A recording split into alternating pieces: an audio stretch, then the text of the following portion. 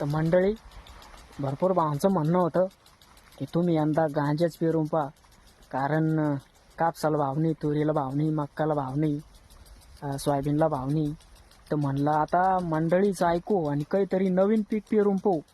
तर पेरला पहा गांजा, वाळड्यातच द्याला पेरून. आता पिंगलर चली आणि आता नंतरचा व्हिडिओ टाकू आपण उगल्यावर त्याची क्वालिटी कसं काय. तर हो ना, कसं मंडळी, तुम्ही फक्त कमेंटमध्ये सांगा काय करायचं, तर आपण तेच कर जाऊ. कारण मंडळी म्हणन तेच करायचं.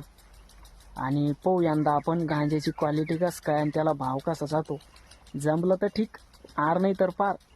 हां, जमलं तर करोडपती, नाही तर मग आहेच ढवळ्या घरात भाकरी खायला आयत्या 2 टाईम.